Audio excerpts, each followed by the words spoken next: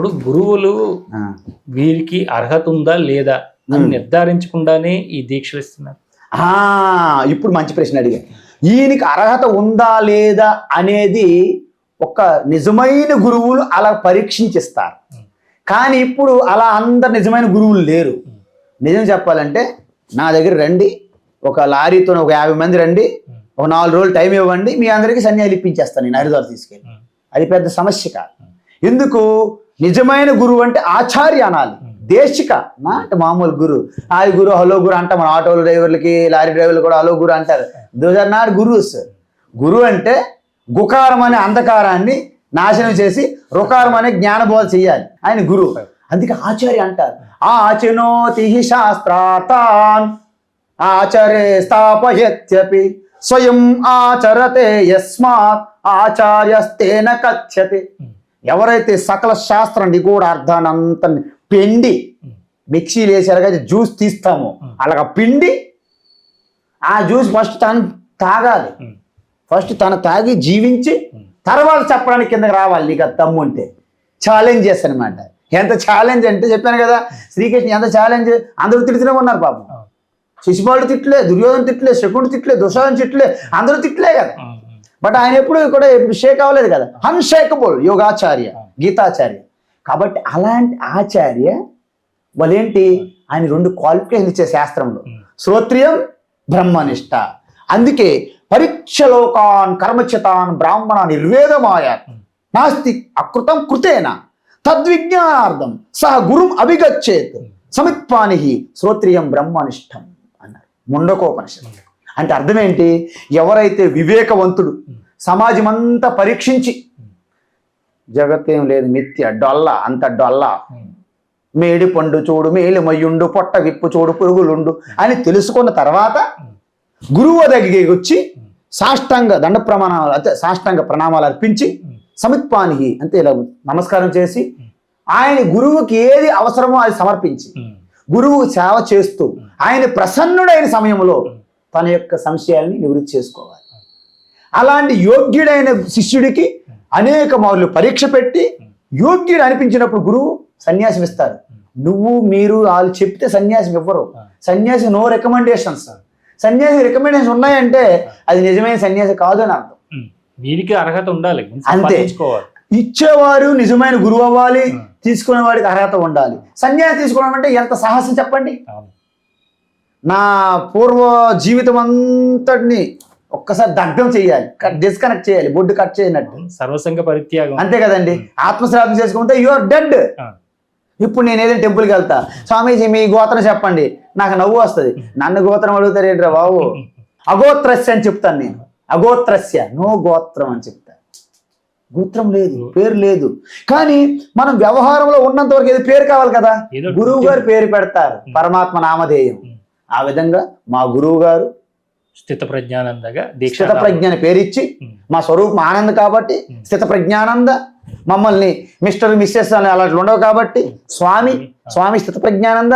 మా గురు శిష్య పరంపర సరస్వతి ద్వారా వచ్చింది. శృంగేరి పీఠం జగద్గురువులు ఆదిశంకరాచార్య అక్కడి నుండి వచ్చినటువంటి దశనామి అంటే 10 సంప్రదాయాల్లో మాది సరస్వతి సంప్రదాయము. మాకు మూల గురువుగా మా సంప్రదాయానికి స్వామి శివానంద సరస్వతి, స్వామి చిన్మయానంద సరస్వతి, స్వామి దయానంద సరస్వతి, స్వామి తత్వవిధానంద సరస్వతి.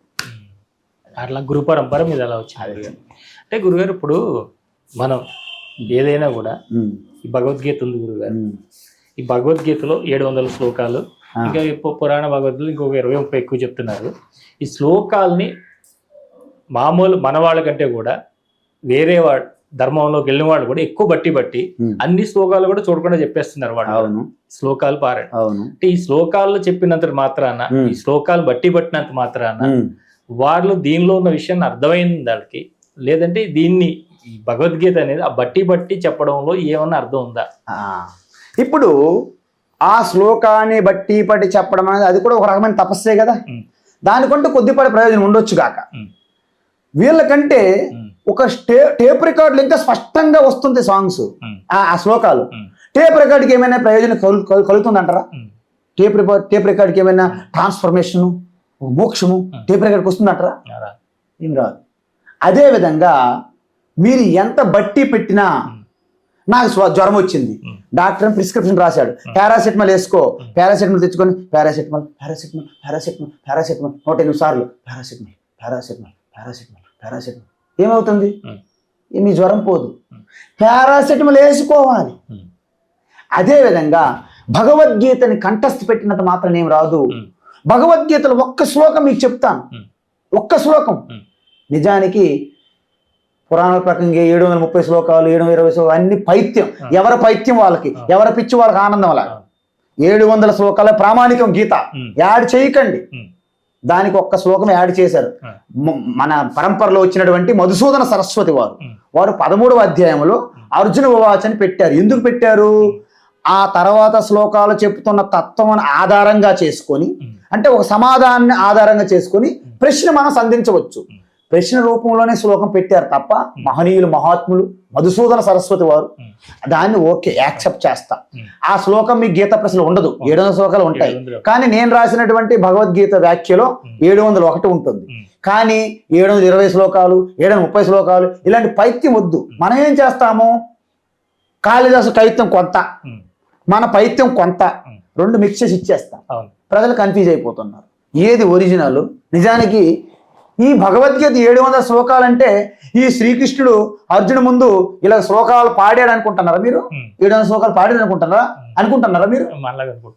అమ్మ బాబోయ్, మీరు అలాగైతే మీ పప్పులో కాలేసినట్టు. అవునండి.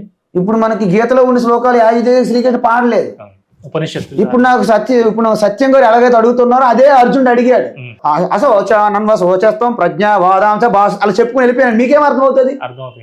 అర్జునుడి ప్రశ్నలకి కృష్ణ భగవానుడు ఆ సమయంలో ఉన్న భాషలో చెప్పారు, సంస్కృతంలో చెప్పారు అనుకుందాం పోని.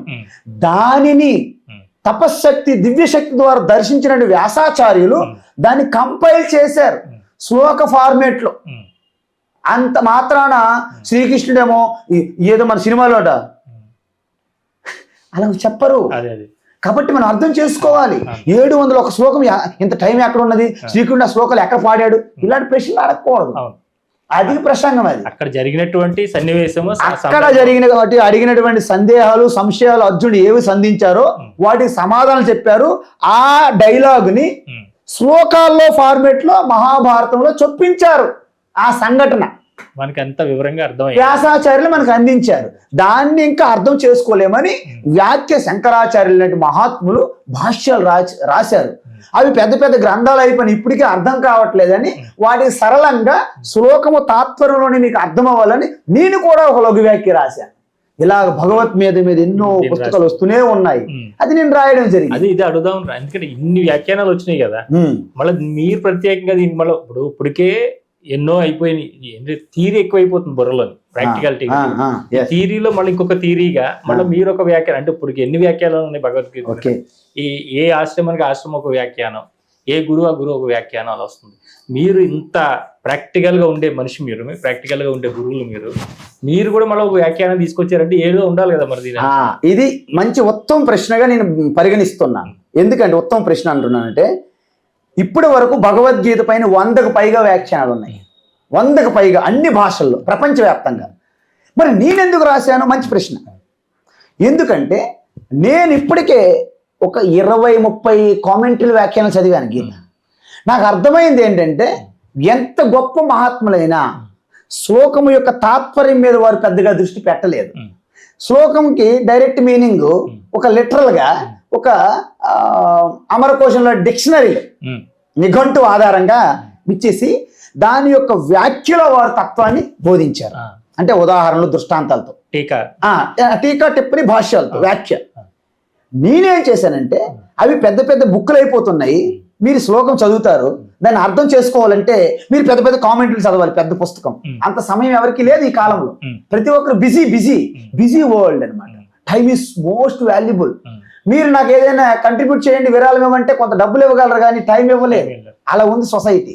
కాబట్టి నేను అర్థం చేసుకోండి ఏంటంటే, శ్లోకం చదివిన వెంటనే శ్రీకృష్ణ పరమాత్మ యొక్క విజన్ ఏదైతే ఉందో, గీతా విజన్ ఉంది కదండి ఆయనది. గీత అంటే కృష్ణ, కృష్ణ అంటే గీత. ఆయన విజన్ ఉంది కానీ గీతా విజన్ ఉంది కదా. ఆ గీతా విజన్ ఆ శ్లోకము తర్వాతే ఆ శ్లోకానికి సంబంధించిన తాత్పర్యం వెంటనే అక్కడే అర్థమైపోవాలి మనకి.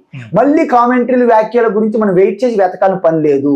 గ్రంథాల లైబ్రరీ పుస్తకాలు మనం తిరగేయాల్సిన అవసరము లేకుండా నేను ఏ విధంగా ఇచ్చాను, ప్రస్థానత్రయమైనటువంటి ఉపనిషత్తులు, బ్రహ్మసూత్రాలు, భగవద్గీత, ప్రస్థానత్రయం అల్టిమేట్ కన్క్లూజన్స్ ఏవైతే వచ్చాయో దాని ఆధారంగా ఆ శ్లోకములోనే తాత్పర్యంగా జిస్ట్ ఇచ్చేసాను అనమాట. మొత్తం ఆ యొక్క సారం, ఎసెన్స్ అలా ఇస్తూ శ్లోకం కూడా ఎలా ప్రారంభించాలి, ఎలా ఆపాలి, పాదం 4 పాదాలుగా విడదీసి వాటికి వేరు వేరు రంగులతో, కలర్స్తో, కాస్ట్లీ కలర్స్తో, కాస్ట్లీ పేపర్తో, ఫాంట్ సైజ్ కూడా బిగ్గరగా పెట్టి కొన్ని ఇంపార్టెంట్ శ్లోకాలకి ఫోటోలు కూడా, పిక్చర్స్ కూడా, చిత్రాలు కూడా యాడ్ చేసి ఈ బుక్ అని తయారు చేయడం జరిగింది. అంటే నేను ఈ లఘువాక్య యొక్క టార్గెట్ ఏంటంటే ఏమి శాస్త్రజ్ఞానాలు పూర్తిగా పెద్దగా లేకపోయినా స్పష్టంగా, సరళంగా ప్రతి యువకులకు, ప్రతి సెక్షన్ అంటే సమాజంలో ఉన్న ప్రతి ఒక్కరికి, అంటే ప్రతి వ్యక్తికి, ప్రతి ఇంటికి, ప్రతి గుడికి, ప్రతి బడికి అందరికి కూడా భగవద్గీత అనుసంధానం చేయాలనే ఒక సంకల్పం, లక్ష్యంతో ఈ భగవద్గీత రాయడం జరిగింది. అది కూడా మా గురువు గారి యొక్క ఆశీర్వాదం సంపూర్ణంగా ఉన్నది. వారి ఆశీర్వాదంతోనే మనం రాశాము, వారి ఆశీర్వాదంతోనే ఇది రిలీజ్ చేయబోతున్నాము. వారి ఆశీర్వాదంతోనే ప్రతి వ్యక్తికి భగవద్గీత చేర్చాలని అనేక భాషల్లో కూడా ఇది అనువాదం చేస్తాము. ప్రపంచవ్యాప్తంగా భగవద్గీత అనేది ఒక మతానికి సంబంధించి కాదు, ఒక దేశానికి సంబంధించి కాదు, ఒక సమాజానికి సంబంధించి కాదు, ప్రతి మానవాళికి సంబంధించినటువంటి ఒక మార్గదర్శి. ఒక యంత్రం పనిచేయాలంటే ఒక మాన్యువల్ ఎలాగో ప్రతి మనిషికి కూడా ఇది ఒక మాన్యువల్ లాంటిది. అందుకే దీనికి క్యాప్షన్ ఇచ్చాను నేను, మనిషిని మహర్షిగా మార్చే మహామంత్రం అని పెట్టాను అన్నమాట ఈ భగవద్గీతని.